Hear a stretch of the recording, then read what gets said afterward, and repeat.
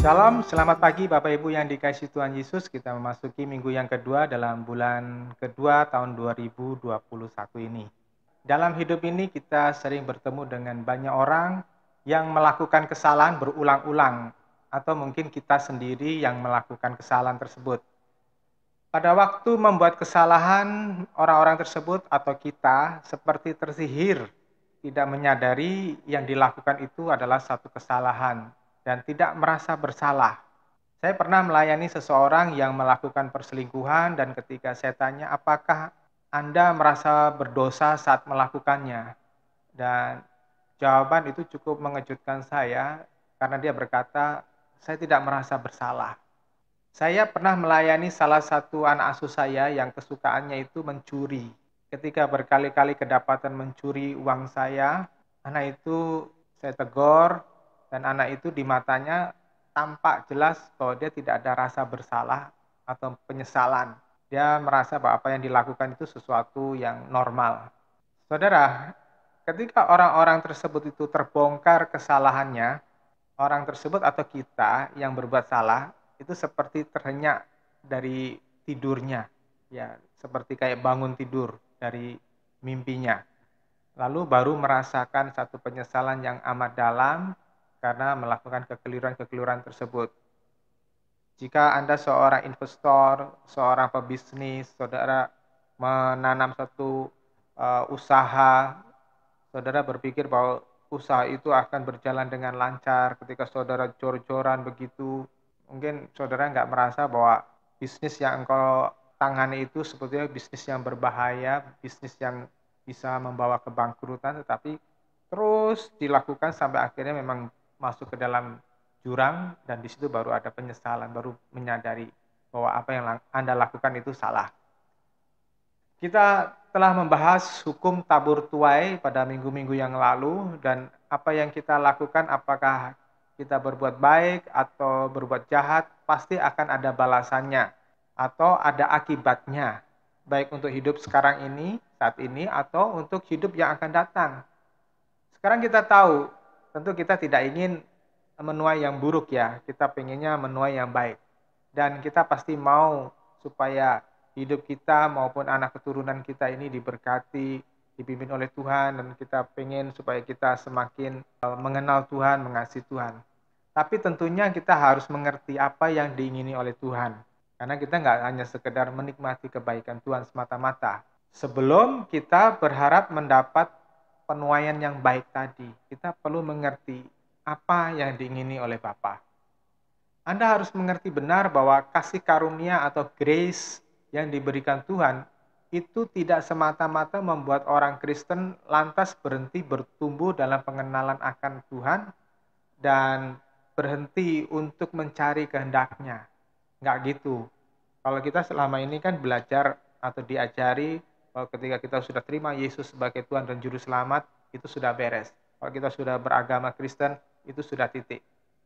Lalu boleh hidup semaunya sendiri karena merasa bahwa dosanya sudah diampuni 2000 tahun yang lalu, sudah dibereskan 2000 tahun yang lalu, baik untuk dosa yang dulu pernah kita lakukan maupun sekarang ataupun dosa yang akan datang. Ini satu teologi yang ngaco benar. Ya, masa dosa yang akan datang pun sudah diberesin sama Tuhan 2000 tahun yang lalu. Ya. Kalau dosa yang akan datang setelah seseorang menerima Yesus dan mengaku sudah bertobat, sudah dipastikan akan diampuni oleh Tuhan, sebagaimana yang diyakini beberapa kelompok Kristen, terutama yang percaya kepada doktrin predestinasi atau takdir keselamatan, maka konsep ini akan membuat orang-orang Kristen membuat kekeliruan besar, sebagaimana orang-orang Kristen di Eropa pada saat ini. Satu, mereka tidak merasa bertanggung jawab atas cara hidup mereka, cara berpikirnya, karena mereka tidak merasa harus berjuang untuk menjaga kekudusan hidup. Yang kedua, mereka bisa bermain-main terus dengan dosanya. Mereka merasa bahwa misalnya persamaan hak, humanisme, dan hidup sesuka hati, termasuk LGBT, lesbian, homoseksual, itu sah-sah aja. Ya, karena tidak mengganggu orang lain, hanya itu urusan pribadi. Ya. Karena sudah punya konsep berpikir, nanti Tuhan akan mengarahkan saya bertobat dan berubah, saya pasti diampuni, meski sekarang saya masih mengumbar hawa nafsu dosa saya. Hal ini sebabnya mengapa ada gereja-gereja tertentu membiarkan jemaatnya pesta pora, mabuk-mabukan, ya terutama pada hari-hari raya tertentu, ya misalnya tahun baru. Terus kemudian membiarkan nilai moralitas yang rendah dengan perjudian, perjinahan, keserakahan, ya. Terus jemaat mengejar harta, harga diri, pamer kesenangan, ya, dan semua itu dianggap sebagai hal yang biasa. Di sisi lain, yang ketiga, mereka akan melemparkan tanggung jawab kepada Tuhan. Mereka akan menyalahkan Tuhan jika mereka dihukum atau dihakimi karena perbuatan dosa mereka. Karena mereka merasa bahwa Tuhanlah yang mengatur mereka jatuh di dalam ketidakkudusan atau jatuh dalam dosa. Jadi sepertinya Tuhan itu sudah mengatur semuanya. Sudah masuk di dalam skrip si A nanti ke surga, si B nanti masuk neraka. Bapak Ibu Saudara yang dikasih Tuhan, saya katakan bahwa konsep berpikir seperti itu salah keras. Ya. Karena di dalam Alkitab jelas-jelas mengajarkan nilai-nilai perjuangan. Misalnya di dalam 2 Timotius pasal yang kedua ayat 3 sampai 6. Paulus menggunakan contoh dari 3 profesi, yaitu prajurit sampai dengan petani yang bekerja keras. 2 Timotius 2. Ikutlah menderita sebagai prajurit Yesus Kristus yang baik. Tidak ada prajurit yang menyibukkan dirinya dengan urusan hidup sehari-hari supaya ia dapat menyenangkan komandannya. Demikian juga seorang olahragawan yang bertanding, ia tidak akan memperoleh mahkota kemenangan kecuali ia bertanding menurut peraturan yang berlaku. Seorang petani yang bekerja keras sudah layaknya menjadi seorang pertama yang menerima hasil panennya. Dan di 1 Petrus pasal 4 ayat 1 dan 2, jadi karena Kristus telah menderita secara jasmani, hendaklah kamu mempersenjatai dirimu dengan pikiran yang sama. Sebab orang yang telah mengalami penderitaan jasmani telah berhenti berbuat dosa, sehingga dalam menjalani sisa hidup di dunia ini, ia tidak lagi mengikuti keinginan manusia, melainkan kehendak Allah. Saya mau negaskan di sini di 1 Petrus pasal 4:1, di situ ada satu frase yang perlu penjelasan penting. Dikatakan sebab orang yang telah mengalami penderitaan jasmani telah berhenti berbuat dosa. Konsep ini berbeda sekali dengan konsep selibat atau memiskinkan dirinya terus kemudian masuk ke tempat-tempat yang terpencil, kehilangan semua kekayaan dan kesenangan hidup. Bukan itu maksudnya, tetapi orang yang mengalami penderitaan jasmani ini adalah orang yang berani melepaskan hak untuk menikmati duniawi ini, hak untuk mengalami kesenangan secara duniawi. Dan ini penderitaan jasmani. Dan dikatakan di situ telah berhenti berbuat dosa karena tidak ada ambisi atau keinginan-keinginan daging yang kembali menguasai pikirannya. Kita bisa melihat bahwa para rasul tidak pernah mengajarkan bahwa kita bisa santai berkompromi dengan dunia. Perumpamaan Paulus tentang 3 karakter prajurit, olahragawan, petani adalah gambaran orang-orang yang harus berjuang keras untuk mencapai tujuan ilahi sampai bisa mendapatkan mahkota kebenaran dan kehidupan karena kedapatan tidak bercelah, ya bercacat celah. Seorang prajurit dikatakan tadi di dalam 2 Timotius 2, ya, ikutlah menderita sebagai prajurit Yesus Kristus. Saudara, tidak ada prajurit yang hidupnya senang-senang pesta pora, di nightclub, di diskotik, atau di pesta-pesta pernikahan, perkawinan, dan sebagainya. Mereka berjuang di hutan-hutan, di padang belantara. Karena apa? Karena mau menyenangkan komandannya, karena mau taat kepada perintah komandannya. Dan komandan kita adalah Tuhan Yesus. Orang-orang Kristen harus memiliki ketaatan yang mutlak 100% kepada komandan kita, yaitu Tuhan Yesus. Jika Tuhan Yesus berkata, makananku ialah melakukan kehendak Bapa dan menyelesaikan pekerjaannya, dan itu adalah tugas kita. Demikian juga Tuhan menggunakan ilustrasi olahragawan, karena seorang olahragawan adalah seorang yang dilatih dengan keras, dilatih dengan profesional untuk bisa mencapai kemenangan, dan tidak ada olahragawan yang bisa menjadi juara kalau dia tidak berjuang atau berlatih dengan keras sampai otot-ototnya, refleksnya itu terbentuk, ya. Nah, kita orang-orang Kristen ini harus mau dididik, harus mau dimuridkan sampai otot-otot rohani kita ini terbentuk, sehingga kita bisa melalui suatu pertandingan hidup ini dan kita menang. Kita melalui pertandingan hidup untuk melawan kerasnya tarikan duniawi ini. Dan seorang petani yang bekerja keras, kita bekerja di ladangnya Bapa, kita bekerja di ladangnya Tuhan Yesus. Itu sebabnya ketika Tuhan Yesus datang untuk mencari buah dalam diri kita, kita bisa mempersembahkan buah-buah kita yang kudus dan menyenangkan dan bisa dinikmati oleh Tuhan. Inilah tujuan hidup kita, inilah misi hidup kita. Anda tidak bisa lari dari hal ini kalau Anda mau masuk di dalam kemuliaan yang kekal nanti. Banyak orang berhenti berbuat kesalahan, berhenti berbuat dosa. Lalu setelah sekian lama kumat lagi dan jatuh di dalam kubangan yang lama. Bapak Ibu Saudara yang dikasihi Tuhan Yesus, kalau Anda kembali kepada kubangan atau kesalahan yang lama, maka saya katakan habislah Anda jika Anda tidak sungguh-sungguh bertobat. Jangan berpikir bahwa Allah akan mentoleransi terus kesalahan Anda. Ya. Maka topik khotbah hari ini adalah Tuhan berikan kesempatan sekali lagi tahun depan. Saya mengambil dari Lukas pasal 13 ayat yang ke-6 sampai 9. Yesus juga menceritakan perumpamaan ini, ada seorang yang mempunyai sebatang pohon ara yang ditanam di kebun anggurnya. Akan tetapi saat ia datang untuk mencari buah pada pohon itu, ia tidak menemukannya. Jadi ia berkata kepada tukang kebunnya, "Sudah 3 tahun aku datang mencari buah pada pohon ara ini, tetapi aku belum pernah menemukan satu pun. Tebang saja pohon itu. Mengapa harus menyia-nyiakan tanah untuk pohon itu?" Akan tetapi tukang kebun itu menjawab, "Tuhan, berikan pohon itu kesempatan lagi tahun ini untuk berbuah. Biarlah aku menggali tanah di sekitarnya dan memberinya pupuk. Mungkin pohon itu akan menghasilkan buah tahun depan. Jika tidak berbuah juga, Tuhan bisa menebangnya." Nah, saudara bisa lihat di gambar di sebelah saya ini tentang pohon ara. Ya. Dalam Lukas pasal 13:6, Tuhan berbicara tentang pemilik kebun atau pemilik pohon ara tadi.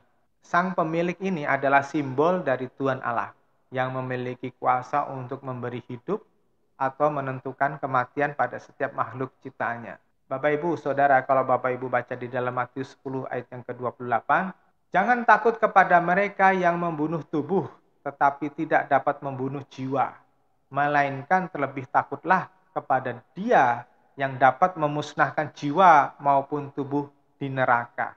Ini berbicara tentang orang-orang yang memiliki kekhawatiran, memiliki ketakutan tentang segala sesuatu yang bisa mencelakai mereka.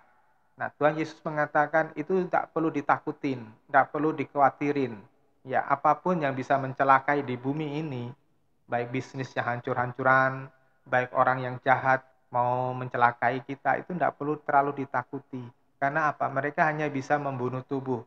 Paling kita habis, kalau kita misalnya celakai orang, kita paling mati, ya, secara jasmani. Tetapi jika kita menjadi orang benar, maka roh kita, jiwa kita itu akan bersama dengan Bapa di dalam kekekalan, tidak masalah. Tetapi kalau kita tidak benar di hadapan Allah, walaupun kita baik di depan orang banyak, dan ketika kita mati, maka habislah kita. Ya, karena Tuhan itu yang menentukan posisi kita ada di neraka atau di sorga. Tuhan menentukan apakah kita berkenan kepada Allah apa tidak. Ya. Melalui Matius 10 ayat 28 dan ayat-ayat lainnya, kita melihat Allah adalah Allah yang tidak berkompromi dengan pemberontakan atau dosa atau kemelesetan. Karena dosa di dalam bahasa aslinya, bahasa Yunani itu memiliki arti meleset. Hamartia itu berarti meleset. Meleset dari apa? Meleset dari tujuan atau sasarannya Allah. Jadi seorang Kristen sekalipun ketika hidupnya itu meleset dari sasarannya Allah, maka Allah berkata, "Aku tidak mengenal kamu, hai engkau pembuat kejahatan." Matius 7 ayat yang ke-23. Pada saat ini saya ingin mengajarkan tentang Allah yang mungkin akan sangat berbeda dengan pengertian tentang Allah yang seperti Anda sudah dengar selama ini. Selama ini kita dicekoki bahwa Allah itu sangat baik. Beliau siap menolong kapanpun kita perlukan, asalkan kita punya iman, asalkan kita mengaku Yesus adalah Tuhan dan Juru Selamat. Saya tidak menampik kebenaran bahwa Allah itu baik. Ya, saya katakan, ya amin, Allah itu baik. Di mana beliau itu bersedia menjawab doa-doa umatnya, mengampuni kesalahan-kesalahan kita, memberikan anugerah yang berkelimpahan. Bahkan mau mengadopsi manusia yang sudah kecemplung di dalam kubangan sekalipun, itu mau menjadi anak-anaknya. Tuhan berkata di dalam kitab Yesaya bahwa sekalipun dosamu merah seperti kemisi, maka kamu akan diampuni, diputihkan menjadi seputih domba, bulu domba, ya, seputih salju. Coba Anda bisa baca di dalam Yohanes pasal 1 ayat 12, ya, seberapa banyak orang yang percaya kepadanya diberinya kuasa atau diberinya kesempatan untuk menjadi anak-anak Allah. Atau Yohanes pasal 3 ayat 3 sampai 5, ya, supaya kita dilahirkan kembali di dalam air dan roh, supaya kita dilayakkan untuk menjadi anak-anak Allah atau huiosnya Tuhan. Ibrani pasal yang ke-12 ayat yang ke-6 dan 8. Ya. Nah, kalau kita lihat di dalam Yohanes pasal 16 ayat 24, itu sepertinya bahwa apa yang kita percaya pada waktu dulu itu benar, ya. Sepertinya bahwa Tuhan itu akan menjojong kita dengan segala kemurahannya. Yohanes pasal 16 ayat 24. Sampai sekarang kamu belum pernah meminta apapun dalam namaku. Mintalah dan kamu akan menerimanya supaya sukacitamu menjadi penuh. Ada seorang bertanya kepada saya, carikan ayat yang mengatakan bahwa Allah akan memberikan lebih dari apa yang kita pikirkan. Ya, Bapak Ibu, saya bisa mengerti kenapa ada orang-orang yang bertanya seperti itu, karena mereka tertuju kepada kebutuhan jasmani yang perlu untuk dipenuhi. Ya, Saudara, kalau kita bertemu dengan ayat yang seperti ini, maka sepertinya kita boleh meminta apa saja untuk memenuhi kebutuhan kita. Dan tentu ada banyak ayat yang sepertinya Allah ingin memanjakan umatnya, seperti di Filipi 4 ayat 19. Allahku akan memenuhi segala keperluanmu menurut kekayaannya yang mulia dalam Yesus Kristus. Ya, tampaknya Filipi pasal 4:19 ini akan membuat seorang Kristen itu benar-benar dimanja habis-habisan. Memenuhi segala keperluanmu menurut kekayaannya. Orang akan berpikir, Tuhan kita ini luar biasa, pemilik jagat raya. Ada satu asteroid yang ada di angkasa, antara orbit Mars dengan Jupiter. Itu memiliki kandungan mineral yang nilainya itu berapa puluh kali lipat kandungan mineral yang ada di bumi ini. Ya, maka harga asteroid tadi itu harganya lebih daripada harga bumi ini. Kalau kita berpikir, oh Tuhan kita itu maha kaya, hanya sebuah asteroid saja sudah nilainya itu berapa kali lipatnya dari nilai bumi ini, ya. Tentu ada banyak kekayaan lainnya di jagat raya yang lainnya, di alam semesta yang lainnya, di galaksi yang lainnya itu. Maka kita berpikir, wah kalau aku memiliki Allah yang benar di dalam Yesus, aku bisa memiliki segalanya. Nah ini konsep manusia duniawi. Atau di dalam Matius pasal yang ke-7 ayat 7 dan 11, terutama di ayat 11 saya bacakan ya. Jadi jika kamu yang jahat tahu bagaimana memberi anak-anakmu pemberian-pemberian yang baik, terlebih lagi Bapamu yang di surga akan memberikan yang baik kepada mereka yang meminta kepadanya. Nah, kalau kita lihat di dalam Yohanes 14 ayat 13 dan 14, apapun yang kamu minta dalam namaku itu akan aku lakukan supaya Bapa dimuliakan dalam anak. Jika kamu meminta apapun kepadaku dalam namaku, aku akan melakukannya. Wow, luar biasa punya Tuhan seperti ini. Tuhan mau melakukan segala sesuatu. Tetapi sering orang lupa bahwa di balik ayat-ayat tersebut sebetulnya ada satu terbesit sebuah syarat. Ya, syaratnya itu ada di dalam Yohanes pasal 14 ayat 13. Apapun yang kamu minta dalam namaku, itu akan aku lakukan supaya Bapa dimuliakan di dalam anak. Bapak Ibu Saudara yang dikasihi Tuhan, dari semua agenda permintaan kita, dari semua list permintaan kita, muaranya harus ada satu, yaitu Allah Bapa dimuliakan. Nah, di situ nanti akan ada filter, ada saringan. Apakah permintaan A, B, C itu sudah bisa dipakai untuk memuliakan Tuhan atau sebaliknya hanya memuliakan diri sendiri. Namun sebagaimana uang logam itu memiliki dua muka, ya, ada sisi kiri, sisi kanan. Allah juga memiliki dua hakikat. Yang pertama adalah kasih. Allah itu kasih. Oleh karena kasihnya Tuhan mau memberkati kita, mau menebus kita, mengasihi kita, memberikan anugerah. Tetapi di sisi lainnya ada hakikat keadilan. Allah itu adil. Dalam keadilannya itu, Allah menghendaki penghormatan dan pengabdian dari umatnya kepadanya semata-mata itu secara mutlak. Memang Allah itu penuh kasih, beliau penuh belas kasihan kepada umatnya dan ingin menjadikan manusia kita ini ya menjadi anak-anaknya. Tetapi Allah mempunyai tatanan atau aturan yang harus ditaati oleh semua ciptaannya. Nah, ketika kita berbicara tentang tatanan ini, kita melihat bahwa Allah itu menilai kita itu di dalam dua tahap, dalam dua level. Pertama, Tuhan melihat kita ini sebagai bayi-bayi rohani atau kanak-kanak rohani. Terus kemudian Tuhan melihat kita ini sebagai dewasa rohani. Para bayi-bayi atau anak-anak rohani adalah orang-orang yang baru bertobat, orang-orang yang baru mengenal Kristus, yang membutuhkan pertolongan-pertolongan, yang membutuhkan tanda-tanda. Maka wajar Tuhan suka memberikan kemudahan secara instan, ya, termasuk mujizat, termasuk juga kemakmuran atau prosperity. Karena hanya itu yang baru dimengerti seorang yang baru bertobat, seorang kanak-kanak rohani, seorang yang bayi rohani baru bisa mengerti seperti itu. Saya ingat dulu ya ketika anak sulung saya yang gadis itu masih bayi, ya masih balita gitu ya. Saya senang sekali membelikan boneka. Saya masih ingat, saya waktu itu tugas di Jakarta, terus saya jalan ke Blok M, saya melihat ada orang jualan boneka teddy bear, beruang teddy. Nah, itu besar sekali ya. Terus kemudian saya tanya berapa harganya, kemudian saya tawar. Wah, saya senang sekali karena uang yang saya bawa itu cukup untuk membeli teddy bear tadi. Nah, saya bawa ke Lampung, ya saya naik bis gitu, saya gotong-gotong sambil memeluk teddy bear tadi, boneka tadi. Karena harapan saya nanti anak saya menerima boneka tadi dan dia akan senang sekali. Nah, saudara yang dikasih Tuhan, ketika orang baru bertobat, Tuhan menjojong dengan mujizat, dengan prosperity atau kemakmuran, dengan berkat-berkat jasmani. Itu kenapa? Tuhan melihat kita itu masih anak-anak, masih yang perlu disenangkan, ya, masih lucu-lucunya.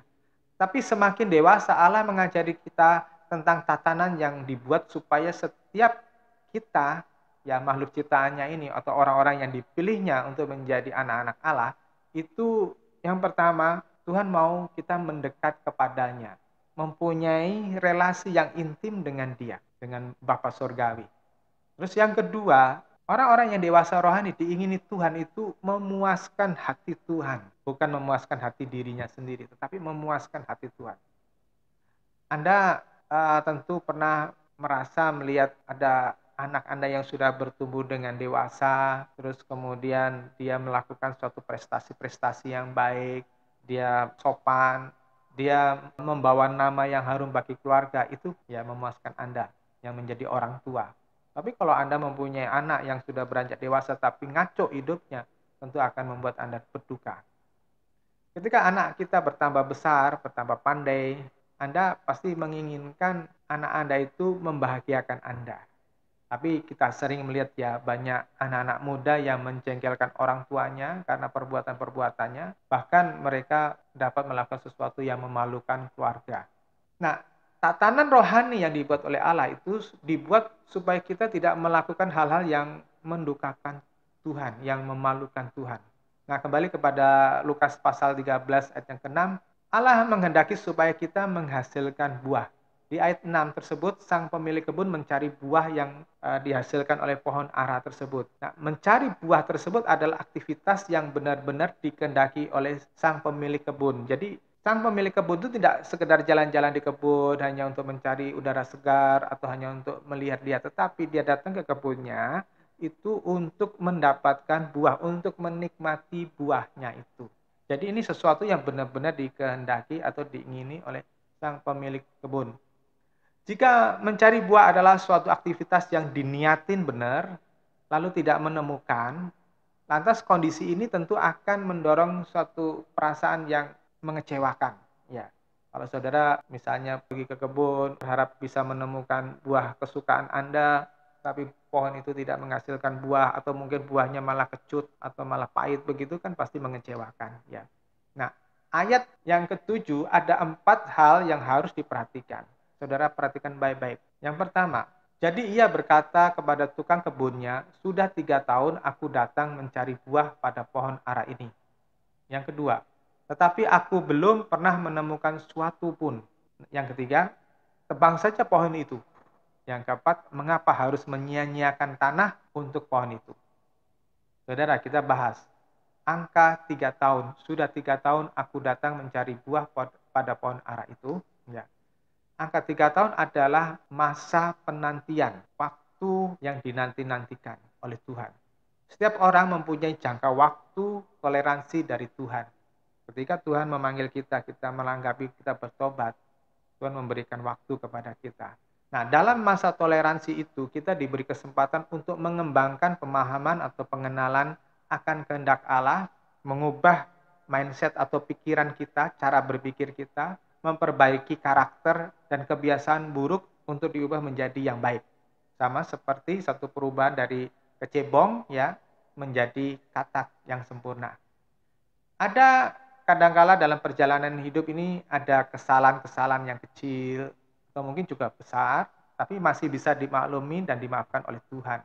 Seringkali di masa-masa itu, masa-masa penantian tadi yang dilambangkan 3 tahun tadi, itu masih ada mujizat, masih ada pertolongan, masih diberikan oleh Tuhan dengan cepat, dengan gratis gitu, tanpa kita memiliki attitude atau karakter yang baik.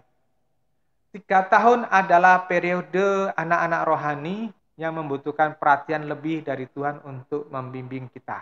Ya. Nah, 3 tahun adalah masa rata-rata sebuah pohon sampai menghasilkan buahnya yang pertama. Maka angka 3 tahun adalah lambang batasan waktu yang ditetapkan oleh Tuhan supaya kita menghasilkan buah-buah pertobatan seperti yang dikatakan di Matius pasal 3 ayat yang ke-11, aku membaptis kamu sebagai tanda pertobatan. Ya. Batasan waktu tiap kita itu beda-beda, nggak sama. Ya, ada yang Tuhan memberikan kelonggaran sampai berpuluh-puluh tahun. Ada yang Tuhan memberikan kelonggaran hanya sampai 2-3 tahun, dan seterusnya. Ya. Nah, ini sama dengan perumpamaan di Matius pasal 25 tentang talenta. Ada yang diberi 1, ada yang diberi 2, ada yang diberi 5. Ya, tidak sama. Ya, menurut kemampuan masing-masing, menurut jatahnya masing-masing. Nah, terus yang berikutnya, ungkapan belum pernah menemukan satu pun adalah ungkapan kekecewaan. Kecewa karena antara harapan dengan realita itu tidak match, tidak pas. Ya. Berapa sering kita keluar dari ekspektasi Tuhan, dari yang diharapkan oleh Tuhan, yang diingini oleh Tuhan. Kita ini nggak mencapai seperti itu. Menurut ukuran waktu, ya, Bapak Ibu kan bukan baru kemarin jadi orang Kristen, toh. Seharusnya kita ini sudah bisa dipakai Tuhan. Seperti tertulis di dalam Ibrani pasal 5 ayat yang ke-12-13 ya. Sebab sekalipun saat ini kamu seharusnya sudah menjadi pengajar, tetapi ternyata kamu masih membutuhkan seseorang untuk mengajarimu lagi tentang prinsip-prinsip dasar mengenai firman Allah. Kamu masih membutuhkan susu, bukan makanan yang padat. Sebab orang yang hidup dari susu adalah orang yang belum berpengalaman dalam memahami ajaran tentang kebenaran, ia masih bayi. Bapak Ibu Saudara yang dikasihi Tuhan, seringkali kita itu mengecewakan hati Bapa karena tidak mau mencapai yang distandarkan Allah. Persoalannya bukan tidak mampu, tetapi tidak mau. Ya. Jadi masalahnya bukan tidak bisa, tetapi tidak mau karena kita telah begitu terikat dengan dunia, sudah begitu terpesona, sudah begitu tidak bisa lepas dari kesenangan dunia ini. Banyak orang Kristen menganggap remeh ya anugerah Allah tadi. Mereka memandang murahan sehingga mereka mudah jatuh lagi di dalam kesalahan. Bapak Ibu tidak usah memandang orang lain. Ya, kita masing-masing mari mengkoreksi diri kita sendiri bahwa kita ini masih sering mudah jatuh di dalam kubangan-kubangan yang lama. Sebagai contoh, mengapa banyak dari Anda tidak tertarik merenungkan firman Tuhan? Saya tahu ada orang-orang yang sebetulnya baca Alkitab saja itu mungkin seminggu sekali, atau bahkan sebulan sekali, atau bahkan setahun sekali kalau Natalan aja. Tidak banyak orang yang mau menyembah Tuhan secara pribadi. Ya, kalau pas di gereja aja atau pas di kumpulan-kumpulan. Tapi kalau hari-hari di rumah sendiri itu berat rasanya memberi waktu untuk penyembahan pribadi, devosi pribadi. Apalagi untuk melayani orang lain. Ya, rasanya berat. Karena apa? Dirinya sendiri masih susah, ngapain gua melayani orang lain? Atau melayani dengan tulus, karena kebanyakan kita mempunyai prinsip ada uang, ada kasih sayang. Nggak ada uang, ya nggak ada kasih sayang. Ya, melayani seringkali ada pamrihnya. Nah, banyak orang seperti yang ditegurkan oleh Nabi Hagai itu sibuk dengan urusan sendiri. Tapi untuk urusan Tuhan, sepertinya tidak punya waktu. Dan kata tebang saja pohon itu adalah kalimat ungkapan kemarahan dari sang pemilik kebun. Kekesalan hati dari sang pemilik kebun. Air bah zaman Nuh, api di Sodom Gomora, penghancuran Bait Allah oleh Nebukadnezar sekitar 500 tahun sebelum Masehi, penghancuran Yerusalem oleh Panglima Titus pada tahun 70 sesudah Masehi, adalah peringatan-peringatan supaya kita ini berhati-hati jika mau membangkitkan kemarahan Allah. Ya. Terus kalimat yang berikutnya adalah mengapa harus menyia-nyiakan tanah untuk pohon itu? Bapak Ibu, perhatikan baik-baik. Setiap kesempatan, setiap anugerah, setiap berkat itu dikehendaki Allah harus ada hasil imbalannya. Di dalam Matius 25 tentang perumpamaan talenta, orang-orang diberikan entah satu, entah dua, entah lima, harus mengembalikan kepada sang tuan pemilik talenta tadi berikut dengan hasilnya. Kalau tidak ada hasilnya, Tuhan murka, marah. Ya, saudara bisa lihat apa nasib orang yang menguburkan talenta tadi di tanah. Nah, setiap kesempatan, setiap anugerah, setiap berkat, setiap kebaikan Tuhan yang kita terima itu dituntut Tuhan harus ada buahnya.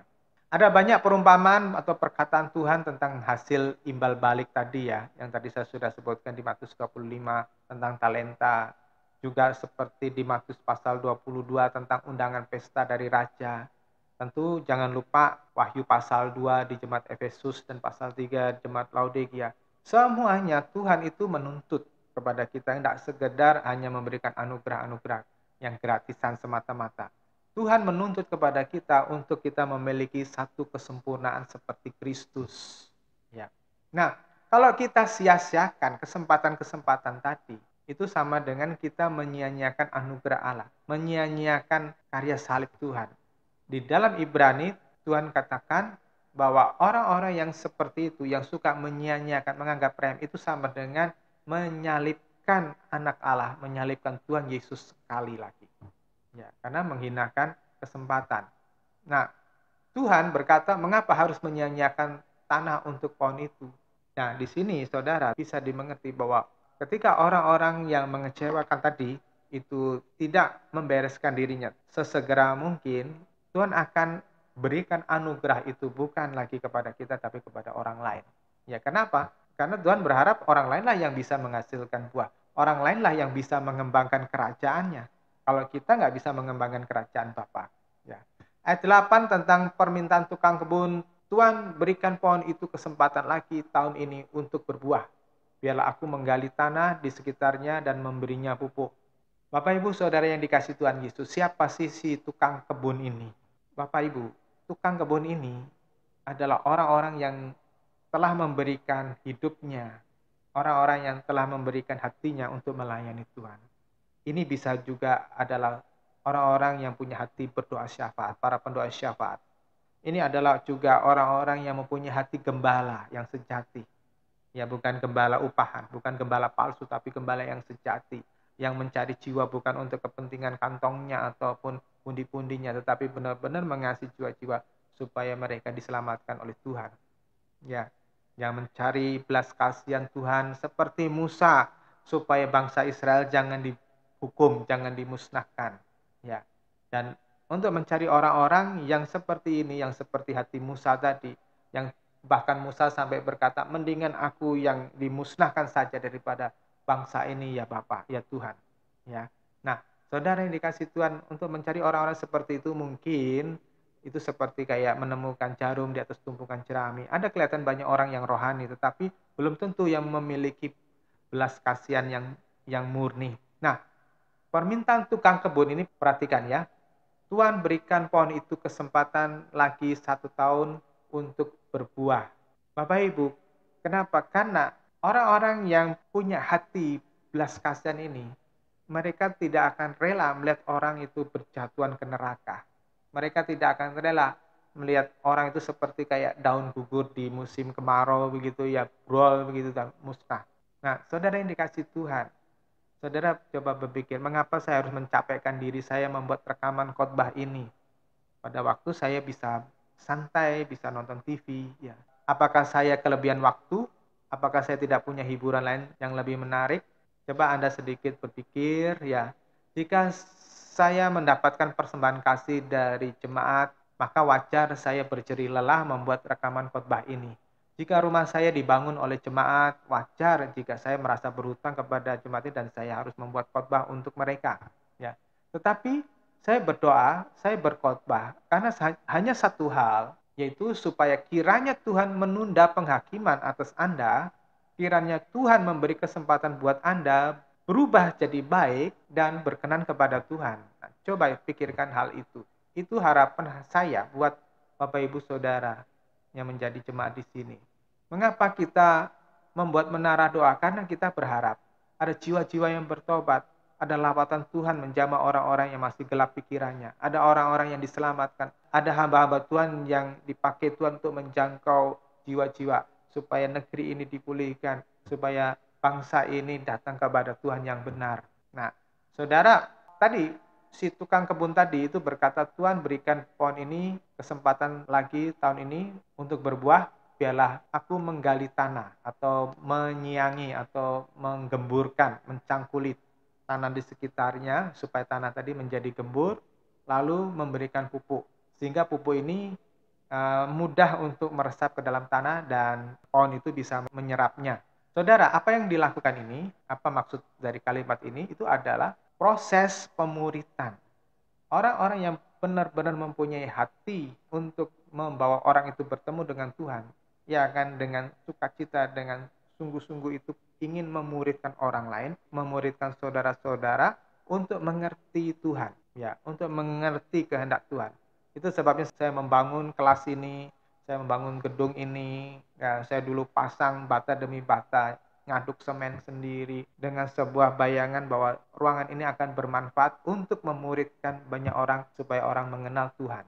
Ya, memang tidak banyak orang yang punya keinginan atau kerinduan untuk dimuridkan, tetapi paling tidak orang-orang yang punya hati ini nanti bisa mengenal kebenaran dan mereka akan diselamatkan. Bapak Ibu yang dikasih Tuhan, maka jelas di dalam amanat Agung Matius pasal 28 ayat 19-20. Jadikanlah semua bangsa muridku. Ini adalah hal yang penting. Karena apa? Ini sama dengan sedang menggemburkan tanah di sekitar pohon supaya pupuk itu yang itu merupakan lambang firman Tuhan itu masuk ke dalam tanah dan dapat diserap oleh akar dengan baik, yaitu firman Tuhan itu dapat diserap oleh Bapak Ibu Saudara dan Bapak Ibu Saudara bisa sampai kepada kesempurnaan yang diingini oleh Tuhan. Dalam Yohanes pasal 5, Tuhan mengajari seorang yang baru mendapat mujizat bagaimana ia harus mengelola cara hidup selanjutnya. Karena kecenderungan daging kita adalah kembali ke kubangan yang lama. Dan ini sudah diperingatkan Paulus di dalam Roma pasal ke-6 ayat yang ke-1 sampai 12. Apakah kita boleh berbuat dosa dengan sewenang-wenang setelah kita mendapat anugerah keselamatan? Nah, Paulus itu bertanya seperti itu. Dan ia katakan sekali-kali tidak. Dalam Yohanes pasal 5:14, Tuhan memperingatkan kepada seorang yang baru mendapat mujizat dengan berkata, sesudah itu Yesus bertemu lagi dengan orang itu di bait Allah dan berkata kepadanya, dengar, kamu sudah sembuh, jangan berbuat dosa lagi supaya tidak terjadi hal yang lebih buruk kepadamu. Ya. Saya tidak tahu kenapa orang tersebut mengalami cacat. Ya, apakah dia mengalami cacat oleh karena sebuah kesalahan akibat dosa pada masa lalu sehingga Tuhan mengingatkan hal ini, jangan berbuat dosa lagi.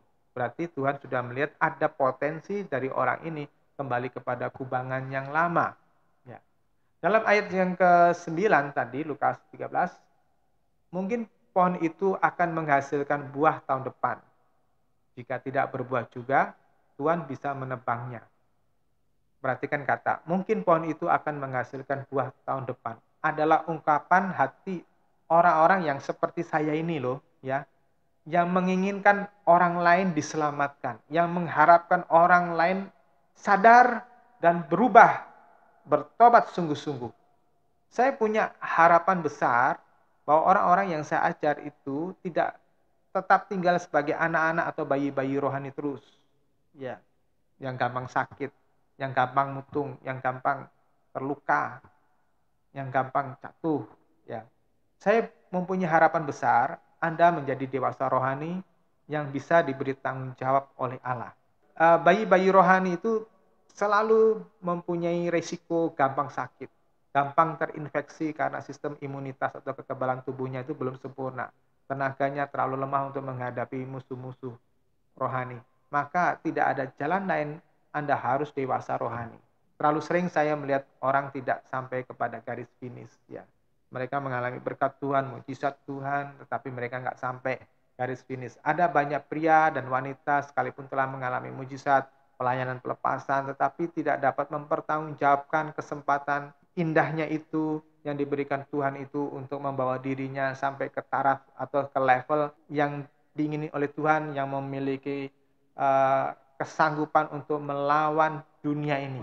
Ya, mereka kembali berbuat dosa dan itu tidak hanya menyedihkan Tuhan loh, dan tentu saja juga menyedihkan bagi orang-orang yang berjuang memuridkan dan berjuang untuk menggembalakan.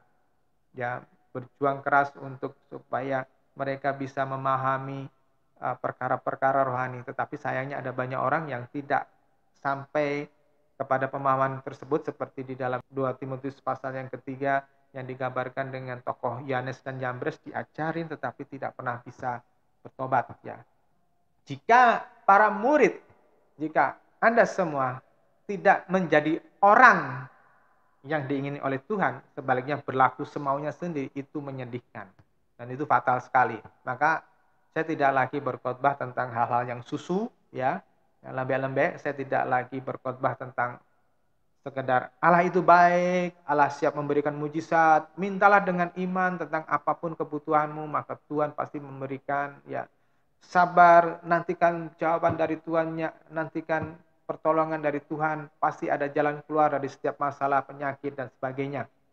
Dahulu saya memang ngotot memintakan kesembuhan, kemakmuran bagi orang-orang yang saya layani, tetapi kenyataannya berkat-berkat seperti itu tidak selalu menolong orang masuk kepada kedewasaan rohani.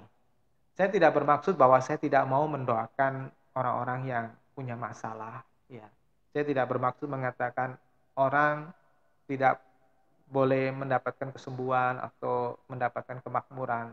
Ya, saya tidak bermaksud untuk mengatakan kepada saudara bahwa saudara tidak perlu berdoa meminta pertolongan kepada Tuhan. Ya, saya menyadari bahwa pada tingkat kedewasaan rohani, ya, pada kedewasaan tertentu, seperti di 2 Timotius 2 ayat 4 atau Galatia pasal 2 ayat yang ke-20, orang itu tidak takut pada penyakit yang bahkan dapat membawanya maut. Orang itu tidak akan takut menjadi miskin. Orang tidak akan kesal hatinya karena tidak dihargai oleh orang lain. Orang tidak akan merasa minder karena tidak mempunyai jabatan. Nah, ini dia. Kalau seseorang sudah sampai seperti prajurit yang tidak memusingkan dirinya sendiri di 2 Timotius pasal 2 ayat yang keempat tadi, atau Galatia 2 ayat yang ke-20, hidupku bukanlah aku lagi tetapi Kristus yang ada di dalamku. Jadi saudara yang dikasih Tuhan, entahkah kita miskin atau kaya, entahkah kita sakit atau sehat, entahkah kita ini dikenal orang atau tidak dikenal orang, dihargai orang atau tidak dihargai orang, itu enggak lagi penting. Orang dewasa rohani tidak semata-mata itu mengejar ambisi duniawi. Coba bayangin ya, jemaat mula-mula. Waktu itu benar-benar tidak ada yang menariknya menjadi Kristen. Tidak ada khotbah-khotbah tentang kemakmuran. Tidak ada khotbah-khotbah tentang mujizat kesembuhan. Tidak ada janji-janji akan ada pertolongan lolos seperti Daniel lolos dari mulut singa, seperti Sadrak, Mesak, dan Abednego lolos dari dapur api. Sebaliknya, musuh ada di mana-mana. Ada orang-orang Yahudi, orang-orang agamawi yang mereka sangat menentang kekristenan. Ada pejabat-pejabat Romawi, ada kaisar Romawi yang kejam, ada dukun-dukun berhala. Semua orang di dunia itu menentang orang-orang Kristen pada waktu itu. Dan saudara bisa baca di dalam surat-surat para rasul, ya, surat-surat kiriman para rasul, khotbah-khotbah para rasul pada waktu itu dan juga generasi kedua atau murid-muridnya para rasul langsung dan murid para rasul yaitu generasi ketiga itu hanya berbicara tentang kekudusan, hidup kekal bersama dengan Tuhan. Coba Anda break sebentar lah, ya. Coba Anda renungkan sebentar. Apa sih menariknya kekristenan pada waktu itu kalau khotbahnya tentang hal itu seperti itu? Ya, nggak ada menariknya. Tetapi justru sekalipun mereka di depan mulut singa, sekalipun mereka diperhadapkan pedang gladiator, salib, itu adalah perkara-perkara yang nyata, itu adalah resiko yang nyata. Namun justru itulah yang membuat gereja mula-mula itu berkembang tanpa pedang, ya, tanpa kekuatan politik. Dan itu bertolak belakang dengan kekristenan setelah abad keempat sampai sekarang ini. Ya, justru disitulah indahnya Injil, justru disitulah kekuatannya Injil. Nah, saudara, yang terakhir, jika tidak berbuah, Tuhan boleh menebangnya. Nah, saudara, jika masa toleransi terlewatkan, bersiaplah untuk menerima murka Allah. Jika Anda saya pukul dengan kata-kata yang keras dan tajam, Anda bisa lari. Anda bisa pindah gereja. Ya, Anda bisa berontak. Tetapi jika pukulan Allah tiba, Anda tidak akan bisa menghindarinya. Ya, saudara tidak akan bisa menghindarinya. Kalau saya yang memukul Anda dengan perkataan atau kata-kata yang keras, Anda masih bisa mempunyai dua kemungkinan. Anda berubah, menerima teguran, Anda merendahkan hati dan jadi baik, atau Anda makin keras, makin sebel sama saya atau lari. Ya, itu. Nah, kebanyakan orang datang kepada Tuhan dan berdoa kepada Tuhan karena hanya mau menikmati berkat-Nya. Saya pernah memberikan ilustrasi pada seseorang karena anaknya itu datang kepada mereka, ya, orang tua ini hanya kalau mau meminta uang kepada orang tuanya. Tetapi si anak ini tidak bertanggung jawab dan selalu memboroskan uang yang mereka berikan. Ya.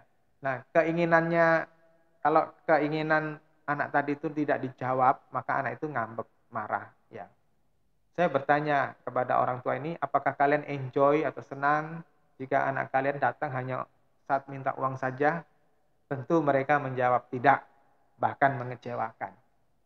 Saya berkata demikian untuk menggambarkan bahwa Allah tidak suka kita datang hanya sekedar minta-minta saja. Saudara, bayangin ya, pukulan Allah itu akan sangat mengerikan. Maka di dalam 1 Petrus 1 ayat 17 Tuhan mengingatkan begini. Dan jika kamu memanggilnya sebagai Bapa, yaitu Dia yang menghakimi setiap orang sesuai perbuatan mereka tanpa membeda-bedakan, hiduplah dalam rasa takut selama kamu masih tinggal sebagai orang asing. Kalau di dalam terjemahan baru, selama engkau menumpang di dunia ini. Saya menghimbau Anda, jangan orientasi doa Anda itu hanya kepada pemenuhan kebutuhan jasmani dan materi saja. Ya, saudara boleh minta sembuh, saudara boleh minta pekerjaan, saudara boleh minta jodoh. Tetapi jangan itu yang menjadi fokus utama dalam permintaan. Yohanes pasal 5 ayat 26-27. Yesus menjawab mereka dan berkata, sesungguhnya aku berkata kepadamu, kamu mencari aku bukan karena kamu telah melihat tanda-tanda ajaib, melainkan karena kamu telah memakan roti sampai kenyang. Jangan bekerja untuk mencari makanan yang dapat binasa, melainkan untuk makanan yang dapat bertahan sampai hidup yang kekal, yang anak manusia akan berikan kepadamu, karena kepada anak manusia itu Bapa, yaitu Allah, telah memberikan pengesahannya. Saudara yang dikasihi Tuhan Yesus, jangan puas hanya karena kita mencari mujizat. Jangan kita mencari kesembuhan ilahi. Jangan hanya kita minta diberkati semata-mata. Tapi carilah makanan yang dapat bertahan sampai hidup yang kekal. Apa itu makanan yang dapat bertahan sampai pada hidup yang kekal? Yaitu apa? Kehendak Bapa Surgawi. Kita melakukan apa yang dikehendaki Bapa Surgawi. Kita merasakan, kita membentuk hidup kita, karakter kita sesuai dengan apa yang dikehendaki Bapa Surgawi. Sebab jika Anda masih berdoa untuk sekedar mengejar kebutuhan duniawi, bukan perkara-perkara surgawi atau kehendak Allah, Anda akan mudah kecewa. Saya melayani seorang yang mengalami sakit jantung dan beberapa komplikasi lainnya. Ia marah sama Tuhan karena tidak kunjung sembuh-sembuh. Dia berdoa, gak sembuh-sembuh. Ya, dia mencari nasihat saya beri nasihat, tetap tidak bisa menerima.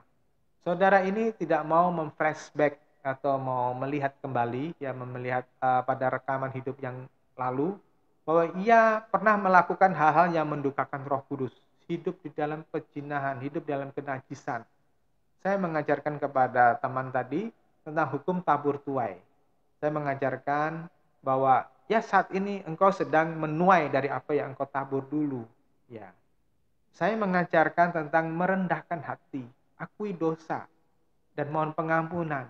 Ya, bersabar. Sekarang waktunya untuk menanam yang baik supaya engkau menuai yang baik juga. Tetapi tidak digubriskan. Ya, bahkan terus mengeraskan hati dan protes kepada Tuhan. Bapak Ibu Saudara yang dikasih Tuhan, ada dua hal yang harus kita lakukan supaya kita dapat menghasilkan buah secara permanen atau secara terus-menerus, yakni menghasilkan buah-buah Roh Kudus seperti di dalam Galatia pasal yang kelima ayat 22 sampai 23. Yang pertama, jangan menghambakan diri kembali kepada keinginan dosa seperti yang tertulis di dalam Roma pasal 6 ayat yang ke-6 dalam terjemahan baru. Karena kita tahu bahwa manusia lama kita telah turut disalibkan supaya tubuh dosa kita hilang kuasanya, agar jangan kita menghambakan diri lagi kepada dosa.